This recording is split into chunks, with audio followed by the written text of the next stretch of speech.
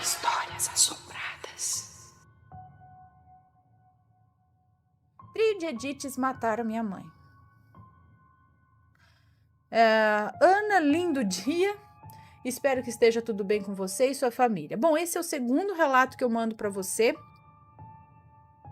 Sou o mesmo do relato Terror na Minha Infância. É um moço, então, que nos conta. Esse relato é complicado para mim de contar, pois a Edith é tia do meu pai. Então já se imagina a complicação. Bem, dito isso, vamos lá. Todos os nomes estão trocados, vou tentar ser curto, mas detalhar bem as coisas. Observação: eu nunca gostei dessa megera. Desde pequeno, sempre senti uma coisa horrível nessa mulher. Tudo começa há muitos anos atrás. Moramos na zona rural de Caruaru e em meados de 2005 para 2006, uns parentes de São Paulo, por parte de pai, vieram nos visitar e ficaram lá em casa. Inicialmente, a tia Edith tinha se oferecido para receberem eles. Afinal, a irmã dela, a tia Emma, estava entre esses parentes, mas o pessoal de lá de São Paulo tinha uma forte conexão com os meus pais, devido a já terem convivido lá em São Paulo, e ela não gostou nada disso. O tempo passou e esses parentes resolveram que iriam morar aqui em Caruaru. E, claro, enquanto eles construíam a casinha deles, ficaram lá em casa. Novamente, a Edith odiou a ideia, mas a casa desses parentes ficou pronta e eles foram embora morar para lá. Com mais alguns anos à frente, a minha mãe estava no centro da cidade resolvendo umas coisas e ela não sabe como. Ela pisou num paralelepípedo que estava em falso e caiu no meio da rua e machucou a perna. No início, ela não deu muita bola para isso, mas foi justamente aí que o tormento começou. Com o passar do tempo, ela começou a sentir umas coisas estranhas. A perna do pé com o qual ela pisou começou a falhar. Ana, foi disso aí para pior. A minha mãe começou a perder as forças e a vontade de viver. Foi a vários médicos, examinavam a perna dela e simplesmente não sabiam o que ela tinha. Lá em casa, éramos em 6 pessoas e ajudávamos a minha mãe em tudo, até mesmo em suas necessidades fisiológicas. Mesmo sendo criança, eu sentia algo errado naquela situação. A minha mãe resolveu que ia procurar um rezador e assim fez. Não havia entendido por que dela ter achado um tão longe, quando havia a poucos quilômetros de casa. Foi com meu pai até esse homem e antes mesmo dela descer do carro, ele já olhou para ela com outros olhos. Ela disse que ele olhou para ela e só disse que ela estava certa, pois a minha mãe não havia dito a ninguém, mas ela já sabia que tinham feito um trabalho para ela. Sabia quem era a pessoa que tinha pago para fazer e quem era o rezador Edito que havia recebido para fazer. Pois a minha tia Edith e uma das filhas dela haviam pago para um rezador das redondezas e logo na mesma época que a minha mãe adoeceu. Tinham parado de ir lá em casa. E na mesma época que a minha mãe adoeceu, eles tinham parado de ir lá em casa. A minha mãe tinha um certo grau de mediunidade, até bem alto. E não sei porquê, mas dos seus 5 filhos, quem herdou seus dons fui eu. Enfim, o rezador, Apolo, conseguiu resolver a situação e aos poucos a minha mãe estava melhorando. Mas quando a notícia chegou aos ouvidos do trio de Edites, eles fizeram um outro trabalho ainda mais forte e dessa vez não teve jeito. O Apolo não conseguia reverter. Eu tive os piores anos da minha vida. Eu sentia uma coisa pesada na frente de casa, cada vez mais forte. E lembro que a minha mãe disse uma vez que havia uma mulher grande, forte e muito negra na frente de casa. E ficava na frente de casa batendo um tambor muito alto. O tempo foi passando e eu vi a minha mãe definhando por anos. Ela chorava à noite e pedia a Deus para que ele a levasse embora, pois não aguentava mais essa vida. Eu estou no trabalho escrevendo esse relato e as lágrimas já estão vindo. Um dia estávamos na frente de casa e o Edito chegou por lá. Olhou para minha mãe e disse as seguintes palavras: nega, tu foi a pessoa mais difícil em que trabalho meu pegou. No começo eu não entendi. Com muitos anos mais tarde, eu vim a entender que ele teve que fazer várias vezes para poder pegar mesmo as mandingas. Mas aí chegou o dia. Em dezembro de 2008, a minha mãe faleceu a caminho do hospital. Enquanto ela estava no carro, fez questão de deixar claro que perdoava as pessoas que haviam feito mal a ela, e sei que foi de todo o coração.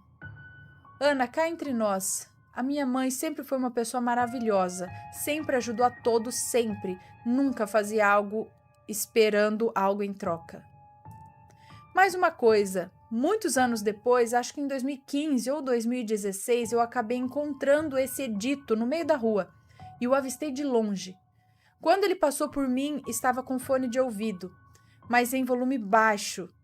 Quando ele murmurou o seguinte: quando ele passou por mim, eu estava com fone de ouvido, mas com volume baixo. Foi quando ele murmurou o seguinte: esse aí tem o sangue ruim igual da mãe. Hoje eu sei que realmente eu possuo os mesmos dons da minha mãe, talvez até mais poderoso. Já presenciei muitas outras coisas sobrenaturais que ficam para outros relatos, mas ainda tenho medo de aceitar esse lado. Desde criança sempre fomos muito ligados, até hoje eu sei que ela toma conta de mim, dos meus sobrinhos e sobrinhas e dos meus irmãos. Bom, Ana, esse é meu relato, agradeço pelo espaço. Eu que agradeço por compartilhar sua história com a gente. Como pode haver pessoas assim? Ainda. Vai tomar no... né? Vai, uma hora ou outra vai se ferrar. Vai, bonito.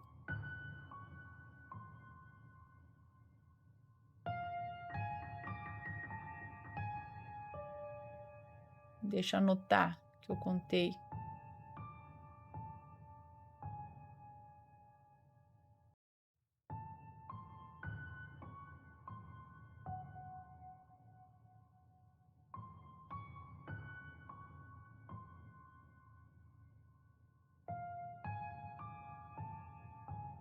Bom, deixa eu ver os likes aqui. Falta só um pouquinho de like, pessoal. Só um pouquinho de like, vai.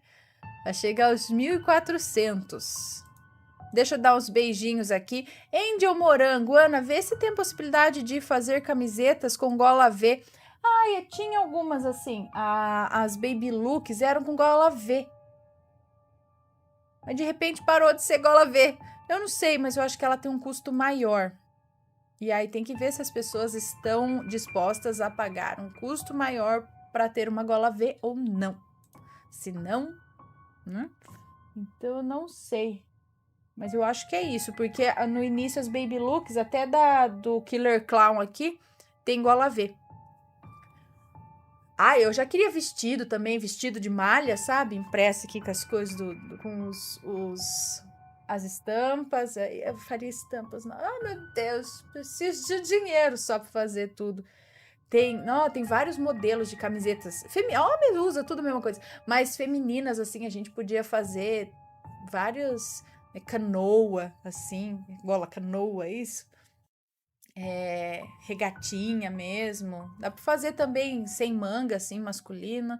Dá pra fazer Mas, gente, tudo isso a gente precisa de vários tamanhos. Vai dinheiro, vai, não sei o que. Então ainda não dá. Mas gostaria. Angel, um beijo pra você. Áurea Lemos, boa noite, Ana. Manda beijo pra minha irmã Lucinha.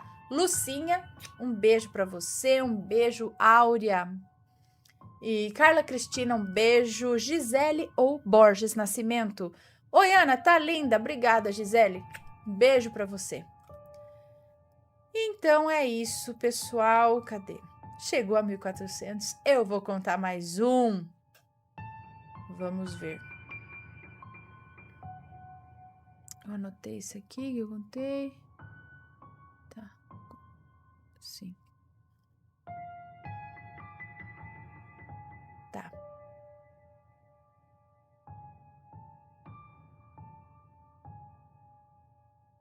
Deixa eu anotar.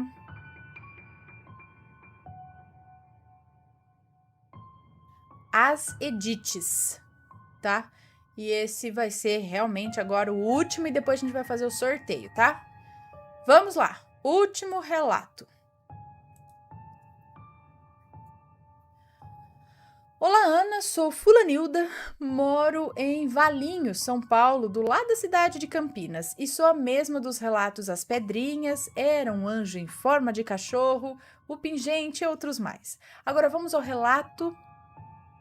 E não tem nomes, pode ler tranquila. Obrigada. Era o ano de 2005. Estava no final da dieta da minha quarta filha. Eu tenho 4 meninas lindas. Mês de junho, recebi uma ligação do meu tio contando que o meu avô tinha falecido. Então, mesmo ainda de dieta, eu tinha que ir no velório, pois era o meu avô. Eu, meu marido e nossas filhas nos arrumamos e fomos, pois era em outra cidade. O velório acontecia no próprio cemitério. Chegamos e fomos ver o corpo. Lá estavam todos os parentes. Só que eu, por estar de dieta e com um bebezinho recém-nascido, eu ficava bem pouco lá dentro. Nem levei o bebê lá dentro. Ficávamos mais dentro da nossa caminhonete. Até que chegou a noite e a minha tia, entre aspas, preocupada comigo e com o bebê, nos disse que era para passar a noite na casa dela. Então pedi para que ela falasse com meu marido sobre isso. Só que ele, do nada, estava estranho. Ele não me deu atenção, nem veio na caminhonete falar comigo e ainda disse para minha tia que era desnecessário irmos para casa dela, que ele não iria e ficaria ali a noite toda. Apenas deu as chaves para a irmã da minha tia porque essa insistiu e disse que nos levaria. A carteira dele com todos os documentos estava no painel da caminhonete. Lembrem-se desse detalhe. Estranhei o modo como ele agiu, não se preocupando conosco. Confesso que eu fiquei triste por isso. E essa irmã da minha tia estava toda esboforida, sei lá, esquisita. Então ela nos levou na casa da tia e voltou para o velório com a caminhonete. Passamos a noite lá e ele ficou de nos buscar de manhã. Outra coisa mais estranha. Ela voltou porque o meu marido nem as caras deu. Voltamos para o velório e como já ia enterrar, eu entrei lá para as últimas despedidas. Aí eu fiquei surpresa ao ver o meu querido marido todo feliz, falando mais que a boca. E ele nem é de falar muito, ele é calado. E quando fala é baixinho. E lá estava ele todo empolgado. Me aproximei e ele estava conversando com 2 primas da minha tia, gêmeas. Cumprimentei elas e falei: vejo que vocês já se conheceram. Vejo que vocês já conheceram meu marido. São primas da minha tia, que nem tenho contato. Elas, sorrindo, olharam para mim e para ele e disseram em tom sarcástico: nossa, seu marido? Nem imaginava, porque passamos a noite juntos conversando, rindo muito. Isso em um velório. Ele sem graça e com a cara de bobo, olhando para mim e vendo a minha surpresa, porque pensei: esse não é o meu marido. E como eu não sabia quem era ele? Agora que vem a parte sobrenatural. Voltamos para casa, só que eu do nada comecei a sentir repulsa por ele, nojo. Eu não queria ele perto de mim, nem que me tocasse. Não era ciúmes, eu não sou de ficar vendo pelos em ovos. Eu sentia que era algo diferente, tinha coisa errada. E isso durou 15 dias, até que ele estava assustado e chamou as minhas filhas maiores e pediu que orassem por nós. Ele disse às meninas: sua mãe não me quer mais, está estranha e eu não fiz nada de errado. Eu sei que ele me magoou, mas não era caso de separação, né? Mas o que eu sentia era tão forte que se as coisas não se resolvessem, não tinha como continuar juntos. Nesse mesmo dia, minha sogra veio em casa e eu contei tudo o que aconteceu no velório e como eu estava me sentindo a respeito do meu marido. Ela achou tudo estranho e me perguntou se não estava faltando nada, se não pegaram nada da gente. Eu disse que estava tudo normal, não faltava nada. Ela disse que isso tinha cara de mal feito, sabe? De um mal feito para ela. Quando ela falou isso, parece que a minha mente clareou. Saiu um peso e na hora eu pensei na carteira. Ela estava no painel da caminhonete e lá meu marido guardava as nossas fotos 3x4. Só não tinha da bebezinha. E quando a irmã da minha tia retornou ao velório, ela veio sozinha na caminhonete. Então, quando meu marido chegou em casa, eu peguei a carteira dele, fui procurar as fotos e não estavam mais lá. Fui até ele e perguntei: cadê as nossas fotos que você tinha aqui? Ele não as tirava por nada. Ele olhou para mim e disse: estão todas aí, eu não mexo. Mas, Ana, não estavam mais lá. Tinham sumido todas e era impossível ter perdido porque nada da carteira dele sumiu e elas ficavam em um compartimento fechado com zíper. Dentro daqueles envelopinhos de plástico que ficam fotinhos 3x4, sabe? Corri e liguei para minha sogra e contei a ela que as nossas fotos haviam sumido da carteira dele. Daí ela me disse que, no mínimo, a irmã da minha tia pegou a mando de alguém para fazer mal. E o pior, já estávamos no cemitério, né? Puta merda. E ainda minha sogra disse: agora vocês vão ficar bem, porque depois que descobre o que foi roubado ou quem fez o mal, ele é desfeito. Ah, é? Oh, bom. E Ana, ela acertou. As coisas voltaram ao normal. E aquilo que eu estava sentindo sumiu como mágica. E essa minha tia ainda é estranha e invejosa. Não pode ver ninguém bem e feliz. Agora, não sei quem queria acabar com o meu casamento, porque envolve 4 Ediths. A minha tia, a sua irmã e as primas gêmeas. E essas mesmas são bem safadas, tipo, só ficam com homens casados, sempre arrumam amantes e são movidas a dinheiro. Ana, adoro vocês e já assisti todos os vídeos do canal. Sou fã e viciada. Deus abençoe você, o Matheus e os bebês rampirinhos. PS, Ana, você é linda e agora tá mais ainda. Você e o Matheus formam um belo casal. Obrigada, um beijo pra você. Ana, aqui vão pequenos relatos para você contar como bônus. Por favor, anota aí para você ir lendo, ok? Obrigadinho, Ana. Tá. Deixa eu anotar aqui.